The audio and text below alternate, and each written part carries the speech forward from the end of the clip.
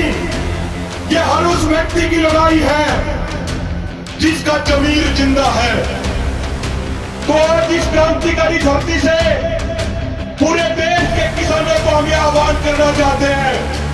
संयुक्त किसान मोर्चा की यह डिमांड है कि जो केंद्रीय गृह राज्य मंत्री जो किसानों को खुलेआम धमकी दे रहा था, उसको हत्या, दवेश और षड्यंत्र के मामले में गिरफ्तार किया जाए। उसके बेटे आशीष मिश्रा को गिरफ्तार किया जाए। उसकी गिरफ्तारी कल रात को हो चुकी है।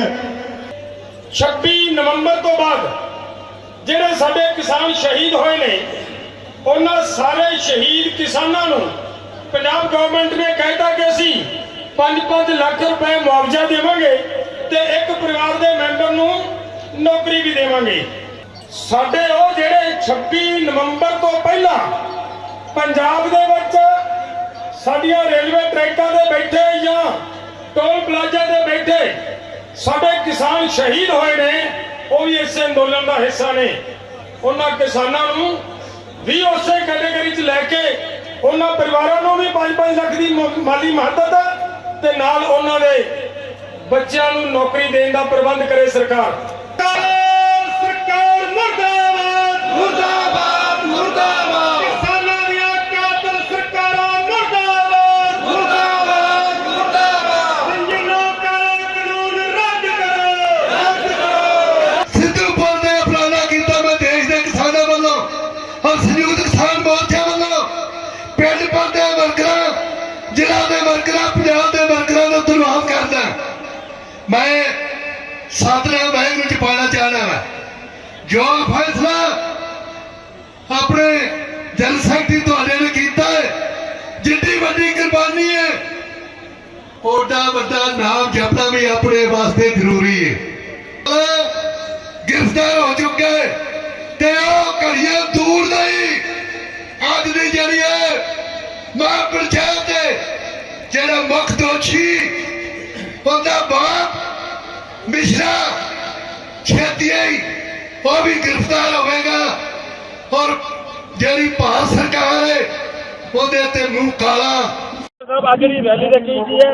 ਅੱਜ ਦੀ ਰੈਲੀ ਵਿੱਚ ਭਾਰੀ ਸੰਖਿਆ ਕਿਸਾਨ ਪਹੁੰਚੇ ਨੇ ਕਿ ਕੀ ਕਹਿਣਾ ਚਾਹੋਗੇ ਅਸੀਂ ਕੱਢ ਨੂੰ ਕੀ ਕਿਸਾਨ ਦਿੱਤੀ ਜਾ ਰਹੀ ਕੇਂਦਰ ਸਰਕਾਰ ਤੇ ਪੰਜਾਬ ਸਰਕਾਰ? ਦੇਖੋ, ਜਿਹੜੀ ਅੱਜ ਦੀ ਰੈਲੀ ਹੈ ਸਾਡੀ ਜਥੇਬੰਦੀ ਵੱਲੋਂ BKU ਏਕਤਾ ਸਿੱਧੂਪੁਰ ਵੱਲੋਂ ਇਹਦਾ ਮੁੱਖ ਕਾਰਨ ਇਹ ਸੀਗਾ ਕਿ ਆਪਾਂ ਦੇਖਿਆ ਹੈ ਕਿ ਪੰਜਾਬ ਗਵਰਨਮੈਂਟ ਨੇ ਸੈਂਟਰ ਗਵਰਨਮੈਂਟ ਦੇ ਇਸ਼ਾਰੇ ਤੇ ਕਹਿਤਾ ਕਿ ਝੋਨਾ 25 ਕੁਇੰਟਲ ਹੀ ਏਕੜ ਮਗਰ ਖਰੀਦਿਆ ਜਾਣਾ ਹੈ, ਤਾਂ ਫਿਰ ਬਾਕੀ ਕਿਸਾਨ ਕਿੱਧਰ ਲੈ ਕੇ ਜਾਏਗਾ?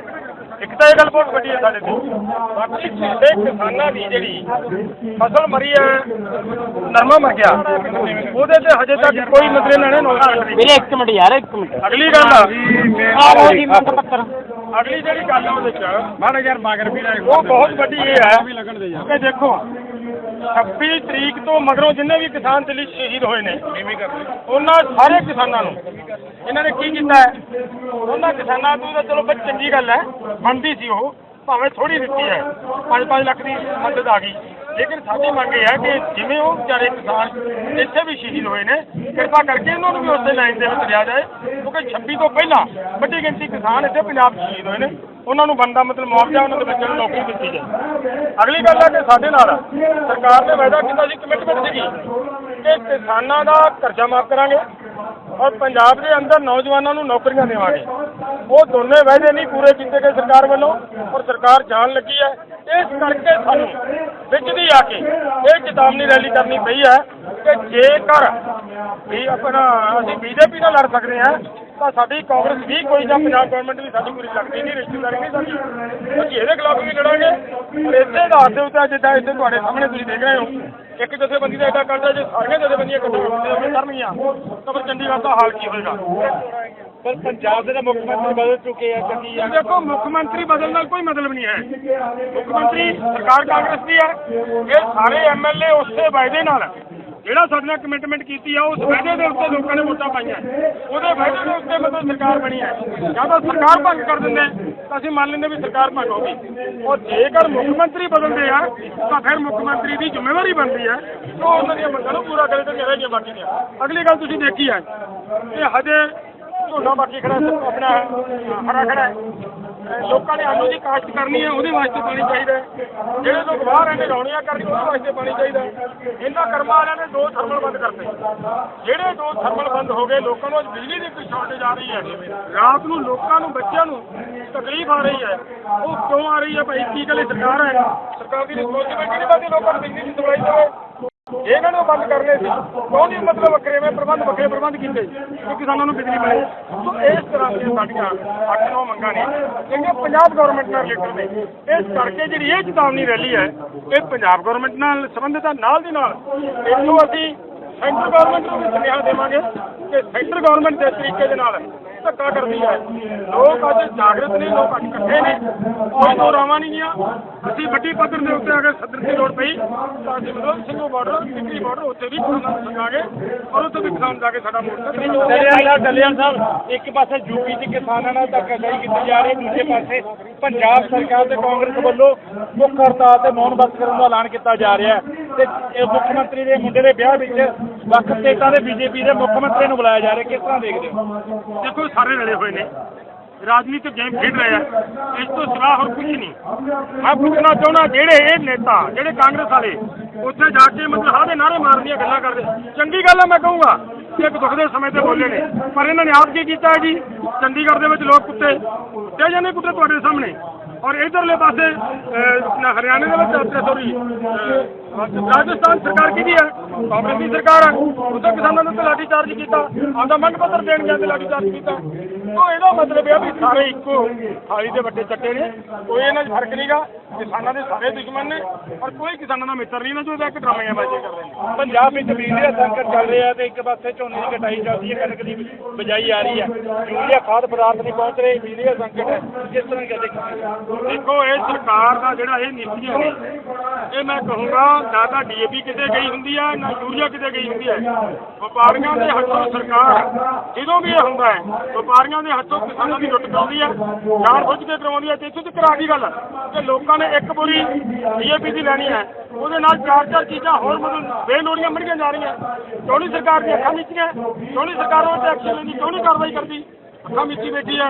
ਜਦੋਂ ਸਾਡੇ ਲੋਕ ਕਿਤੇ ਜਾ ਕੇ ਘੇਰਦੇ ਆ, ਉਦੋਂ ਜਾ ਕੇ ਅਫਸਰ ਆ ਕੇ ਕਹਿੰਦਾ ਕਿ ਜੀ ਸਾਨੂੰ ਤਾਂ ਹੁਣ ਪਤਾ ਲੱਗਿਆ, ਅਸੀਂ ਇੱਥੇ ਕਾਰਵਾਈ ਕਰਦੇ ਹਾਂ।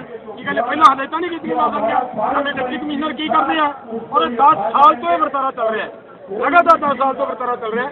ਉਹਨਾਂ ਲੋਕਾਂ ਨੇ ਜਦੋਂ ਕਿਸਾਨ ਦੀ ਲੋੜ ਦਾ ਸਮਾਂ ਆਉਂਦਾ ਹੈ, ਇਹ ਕਿਸਾਨ ਨੂੰ ਆਰਥਿਕ ਤੌਰ ਤੇ ਗੁਲਾਮ ਕਰ ਲਿਆ। DAP ਯੂਰੀਆ ਦਾ ਗੁਲਾਮ ਹੋ ਗਿਆ। ਕਿਸਾਨਾਂ ਨੂੰ ਲੋੜ ਹੈ ਇਹ ਵਰਤੀਆਂ ਚੀਜ਼ਾਂ, ਔਰ ਉਹਨਾਂ ਨੂੰ ਪਤਾ ਹੋ ਜਾਣਦੇ ਆ ਕਿ ਇਹਨਾਂ ਨੇ ਖਰੀਦਣਾ, ਉਹਨਾਂ ਨੂੰ ਖਰੀਦਣ ਦੇ ਸਮੇਂ ਦੇ ਉੱਤੇ ਨਕਲੀ ਸ਼ਾਰਟੇਜ ਬਣਾ ਕੇ ਇਹਨਾਂ ਲੋਕਾਂ ਨੂੰ ਤੰਗ ਪਰੇਸ਼ਾਨ ਕਰਨ ਵਾਸਤੇ, ਲੁੱਟਣ ਵਾਸਤੇ ਇੱਕ ਰਾਹ ਖੋਲ੍ਹੇ ਜਾਂਦੇ। ਆਉਣ ਵਾਲੇ ਦਿਨ 'ਚ ਕੀ ਵੱਡਾ ਸੰਘਰਸ਼ ਕੀਤਾ ਜਾਊਗਾ ਜੇ ਸਰਕਾਰ ਆਪਣੀ ਨਾ ਮੰਗਾਂ ਮੰਨੀਆਂ ਪੰਜਾਬ ਸਰਕਾਰ ਦੀ? ਦੇਖੋ, ਅਗਰ ਅੱਜ ਸਾਡੀ ਚੇਤਾਵਨੀ ਹੈ, ਅਗਰ ਨਹੀਂ ਮੰਗਾਂ ਮੰਨਦੇ, ਨਾਲ ਮੈਂ ਇੱਕ ਮੰਗ ਦੇ ਵਿੱਚ ਸਭ ਤੋਂ ਪਹਿਲੀ ਚਾਹੁੰਦਾ ਸਾਡੇ ਕਿਸਾਨਾਂ ਵਾਸਤੇ ਸੁਪਰੀਮ ਕੋਰਟ ਨੇ ਕਿਹਾ ਕਿ 100 ਰੁਪਇਆ ਪ੍ਰਤੀ ਕੁਇੰਟਲ ਇਨਸੈਂਟਿਵ ਦਿਓ ਇਹਨਾਂ ਨੂੰ, ਪਰਾਲੀ ਨਾ ਸਾੜਨ। ਇਹ ਕਿਹਾ ਕਿ ਨੈਸ਼ਨਲ ਗ੍ਰੀਨ ਟ੍ਰਿਬਿਊਨਲ ਨੇ ਵੀ ਕਿਸਾਨਾਂ ਦੀ ਸਪੋਰਟ ਕੀਤੀ ਜਾਏ, ਇਹਨਾਂ ਦੀ ਮਦਦ ਕੀਤੀ ਜਾਏ, ਆਹ ਚੀਜ਼ਾਂ ਇਹਨਾਂ ਨੂੰ ਪ੍ਰੋਵਾਈਡ ਕਰਾਈਆਂ ਜਾਣ। ਨਾ ਤਾਂ ਨੈਸ਼ਨਲ ਗ੍ਰੀਨ ਟ੍ਰਿਬਿਊਨਲ ਦਾ ਫੈਸਲਾ ਮੰਨਿਆ ਸਰਕਾਰ ਨੇ, ਨਾ ਸੁਪਰੀਮ ਕੋਰਟ ਦੀ ਕੋਈ ਆਦੇਸ਼ ਮੰਨੇ ਸਰਕਾਰ ਨੇ। ਜੇ ਸਰਕਾਰ ਕਿਸਾਨਾਂ ਨੂੰ ਦੇ ਨਹੀਂ ਸਕਦੀ ਤਾਂ ਸਰਕਾਰ ਰੱਖਦੀ ਹੈ ਕਿ ਕਿਸਾਨਾਂ ਦੇ ਪਰਚੇ ਦਰਜ ਕਰੇ। ਅਗਰ ਸਰਕਾਰ ਤੋਂ ਅਸੀਂ ਮੰਗ ਕਰਦੇ ਹਾਂ ਅੱਜ ਦੇ ਇਸ ਇਕੱਠ ਦੇ ਵਿੱਚੋਂ ਕਿ ਸਰਕਾਰ ਕਿਸਾਨਾਂ ਨੂੰ 6000 ਰੁਪਇਆ ਪ੍ਰਤੀ ਕੁਇੰਟਲ ਮੁਆਵਜ਼ੇ ਦੇ ਪ੍ਰਤੀ ਏਕੜ ਮੁਆਵਜ਼ੇ ਦੇ ਰੂਪ ਦੇਵੇ। ਇਹ ਖਰਚਾ ਜਿਹੜਾ ਵਾਧੂ ਪੈਣਾ ਕਿਸਾਨ ਨੂੰ ਦੇਵੇ। ਅਗਰ ਨਹੀਂ ਦਿੰਦੀ ਸਰਕਾਰ ਤਾਂ ਫਿਰ ਕਿਸਾਨਾਂ ਦੀ ਮਜਬੂਰੀ ਹੋਏਗੀ, ਅੱਗ ਲਾਉਣੀ ਪਏਗੀ, ਔਰ ਸਾਡੀ ਜ਼ਿੰਮੇਵਾਰੀ ਬਣੇਗੀ ਆਪਦੇ ਕਿਸਾਨਾਂ ਦੇ ਨਾਲ ਖੜਾਂਗੇ। ਤਾਂ ਕੁਝ ਵੀ ਹੋਵੇ, ਦੇਸ਼ ਮਰਜ਼ੀ ਨਾਲ ਲਿਆਂਦੀ ਹੋਵੇ, ਲੜਾਂਗੇ। 2022 ਦੇ ਵਿਧਾਨ ਸਭਾ ਚੁਣਾਵ ਆ ਰਹੇ ਆ, ਉਹਦੇ ਬਾਰੇ ਤੁਸੀਂ ਕੀ ਕਹਿਣਾ ਚਾਹੁੰਦੇ ਹੋ? ਮੈਂ 2 ਗੱਲਾਂ ਵੀ ਸਪਸ਼ਟ ਕਰ ਰਿਹਾ। ਉਹਨਾਂ ਇੱਕ ਵੀਰ ਬੋਲ ਗਿਆ ਗੱਲ ਇਹ, ਸਾਡੇ ਰਾਸ਼ਟਰੀ ਸੰਯੁਕਤ ਕਿਸਾਨ ਮੋਰਚੇ ਦਾ ਕੋਈ ਫੈਸਲਾ ਨਹੀਂ ਹਜੇ ਤੱਕ ਕਿ ਅਸੀਂ ਚੋਣਾਂ 'ਚ ਭਾਗ ਲੈਣਾ, ਕਿਉਂਕਿ ਇਹ ਬਹੁਤ ਵੱਡਾ 450 ਜਥੇਬੰਦੀਆਂ ਦਾ ਸੰਗਠਨ ਹੈ। 450 ਜਥੇਬੰਦੀਆਂ ਨੇ ਇਹਨੂੰ ਗੈਰ ਰਾਜਨੀਤਿਕ ਰੱਖ ਕੇ ਲੜਨ ਦਾ ਪ੍ਰੋਗਰਾਮ ਦੇਖਿਆ, ਔਰ ਇਹਦੇ ਵਿੱਚ ਕਿਤੇ ਨਹੀਂ ਆਈ ਗੱਲ ਕਿ ਅਸੀਂ ਰਾਜਨੀਤੀ ਕਰਾਂਗੇ ਜਾਂ ਅਸੀਂ ਚੋਣਾਂ ਲੜਾਂਗੇ। ਬਿਲਕੁਲ ਸਾਡਾ ਜਿਹੜਾ BKU ਏਕਤਾ ਸਿੱਧੂਪੁਰ ਦਾ ਸਟੈਂਡ ਕਲੀਅਰ ਹੈ ਕਿ ਨਾ ਅਸੀਂ ਜ਼ਿੰਦਗੀ 'ਚ ਚੋਣਾਂ ਲੜੀਆਂ, ਨਾ ਲੜਨੀਆਂ, ਨਾ ਲੜਨ ਵਾਲੇ ਦੀ ਸਪੋਰਟ ਕਰਨੀ ਹੈ। ਅਸੀਂ ਇਹ ਵੀ ਨਹੀਂ ਕਰਨਾ, ਬਿਲਕੁਲ ਇੰਡੀਪੈਂਡੈਂਟ ਹੋਵਾਂਗੇ, ਇੰਡੀਪੈਂਡੈਂਟ ਹੋ ਕੇ ਕੰਮ ਕਰਾਂਗੇ।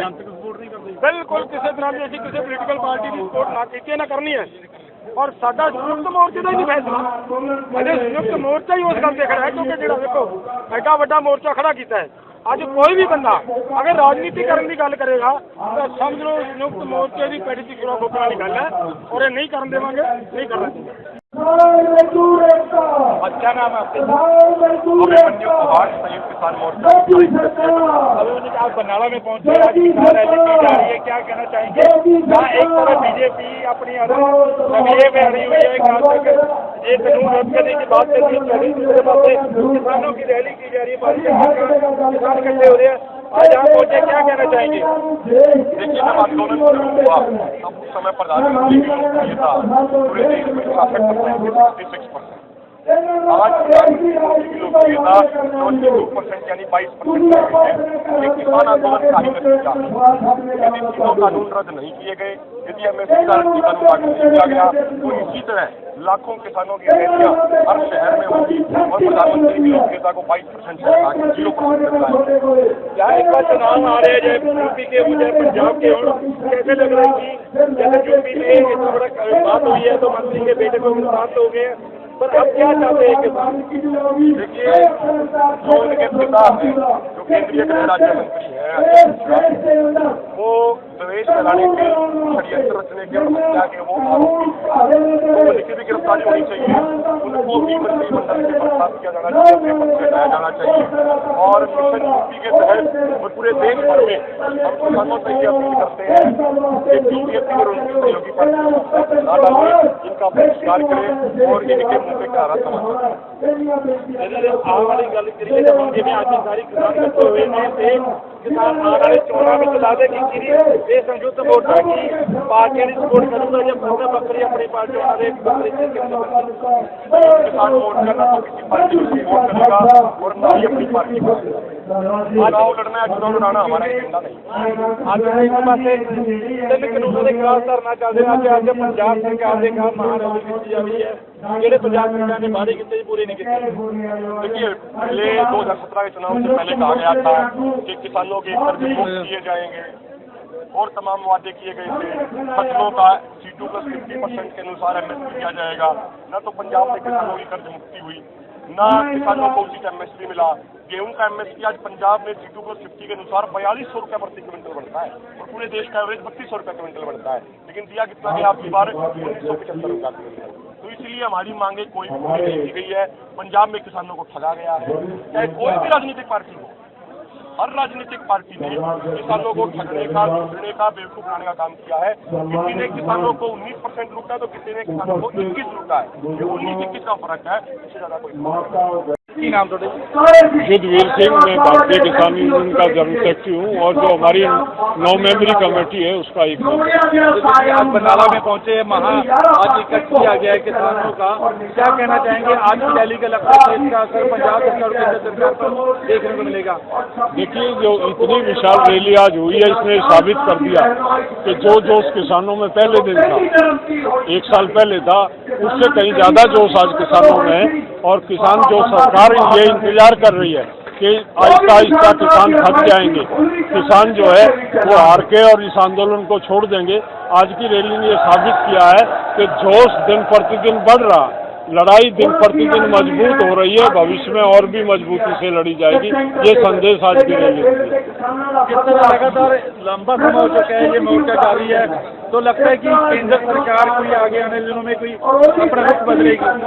देखिए अगर इस सरकार को उल्टे दिन इस सरकार के आए हैं तो कुछ हो नहीं सकता, लेकिन अगर सरकार में कोई विचारवान व्यक्ति होगा तो इसको अब इससे ज्यादा लंबा चलाने की हिम्मत सरकार में नहीं है। ये सरकार भी समझ गई है कि आंदोलन क्षेत्र विशेष का नहीं है, देश का आंदोलन। मैंने अभी मंच से बताया, आज ही दक्षिण भारत के राज्य जो है हैदराबाद में रणनीति बना रहे हैं कि इस आंदोलन को आगे किस तरह से मजबूत किया जाए। पूरे देश में ये आंदोलन फैल चुका है और आने वाले समय में एक बड़ी क्रांति का रूप ये आंदोलन लेगा अगर सरकार ने नहीं मानी मांगी। यूपी में जैसे ही बड़ा हादसा हुआ है, आशीष मिश्रा की उसकी गिरफ्तारी हो चुकी है, आपके क्या मांग रखते हैं? वहाँ के हादसा नहीं था, वो षड्यंत्र था। वो कहीं ना कहीं इस पार्टी का ये षड्यंत्र था। वो अपराधी पृष्ठभूमि का व्यक्ति है जो केंद्र में गृह राज्य मंत्री है, उसको बोल के उसने जब हम वहाँ पहुंचे, राकेश टिकैत जब वहाँ पहुंचे अपने साथियों के साथ, तो उसने वहाँ पे पहले तो हिंदू और सिख कराने का प्रयास चल रहा था, और जब हिंदू सिख का नहीं हुआ तो उसने एक जाति का और सिखों का कराने का प्रयास किया। उसने ब्राह्मणों के 4 गांवों के लोग इकट्ठे किए, लेकिन लोगों ने वहाँ उसको नकार दिया। लोगों ने उसके षड्यंत्र में शामिल होने से इनकार कर दिया। तो ये षड्यंत्र बचा, तो ये हादसा नहीं था, ये षड्यंत्र था जिससे संयुक्त मोर्चा बाहर निकला। जैसे पूरी रात भर 12 घंटे आशीष मिश्रा से बातचीत की गई, पर उसने कोई बोला नहीं और पर गिरफ्तारी हुई है, जुडिश में जेल भेज दिया। ये लग रहा है कि पुलिस की तरफ से कोई सख्ती नहीं करती जा रही। ये भाई, ये तो दूध की रखवाली बिल्ली वाली बात है। एक आदमी को, जो आदमी खुद आपराधिक पृष्ठभूमि का है, वो देश के कानून और व्यवस्था का मालिक बना के दिल्ली बैठा दिया, और वही व्यक्ति, उसी का बेटा वहाँ जीप के नीचे किसानों को रौंद रहा। तो आप किस तरह के न्याय की उम्मीद कर सकते हैं वहाँ पे? वो तो जितना भी षड्यंत्र था, आज तक भी यही चल रहा है कि कैसे उसको निरपराध साबित किया जाए। कल आपने देखा होगा, क्षेत्र का विधायक उसको थाने में लेकर गया, यानी कि वो सरकारी मेहमान था, क्षेत्र का विधायक उसको ससम्मान थाने में लेके गया। तो सरकार का चरित्र तो अपने आप सामने आ जाता। लेकिन ये किसान संगठनों का निर्णय कि अंत तक, जब तक दोषी अंदर नहीं जाएंगे, सजा उनको नहीं होगी, तब तक संयुक्त मोर्चा उन पीड़ित परिवारों के साथ खड़ा रहेगा। 2022 की चुनाव है, पंजाब और यूपी हो, तो किस तरह देखते हैं कि राजनीतिक पार्टी अपना प्रचार करेंगी और एक तरफ ये कानूनों की लड़ाई चल रही है, किस तरह से कानूनों को देखते जाएंगे? देखिए, हम लोग नॉन पॉलिटिकल लोग, हम लोग बंगाल में भी गए थे चुनाव में। हम किसी पार्टी की मंच पे नहीं गए, हमने अपने मंच लगाए और हमने ये कहा कि ये मौजूदा सरकार, ये बीजेपी की सरकार जो दिल्ली में है, इसने हमको बर्बाद करने के कानून संसद में पास किए। ये हमारा अपमान कर रही है, हमारा उपहास उड़ा रही है। इस सरकार को सबक सिखाना, वो अपील हमने लोगों से की थी, किसी पार्टी के पक्ष में अपील नहीं की थी। यही कार्य हम यूपी में, उत्तराखंड में और पंजाब में करने वाले हैं। आने वाले समय में आंदोलन मजबूत होगा, जन क्रांति बनेगा। आंदोलन जो है मोर्चों से निकल के घरों में पहुंच गया। अब मोर्चे की संख्या मायने नहीं रखती, अब आम परिवार इस आंदोलन से जुड़ गया है। पूरे देश में ये आंदोलन पहुंच गया है। देश का किसान इस आंदोलन के पीछे खड़ा। आज ये आंदोलन वो आंदोलन नहीं है जो पिछले जून में पंजाब में शुरू हुआ था। आज ये क्रांति, जन क्रांति। आने वाले दिनों में बड़ा संघर्ष क्या किया जा रहा है? आने वाले दिनों में यूपी में हमने ऐलान कर रखा, मिशन यूपी। यूपी में चुनाव है। यूपी जो है दिल है इस देश का, यूपी से ही दिल धड़कता है। जो यूपी में मर जाता है वो देश में खत्म हो जाता है। और यूपी में को टारगेट करके पूरी यूपी में हम गांव-गांव, घर-घर जाएंगे और इस सरकार का असली चेहरा लोगों के सामने रखेंगे और अपील करेंगे कि इनको सबक सिखाएं। ये हमारा एजेंडा फिलहाल है।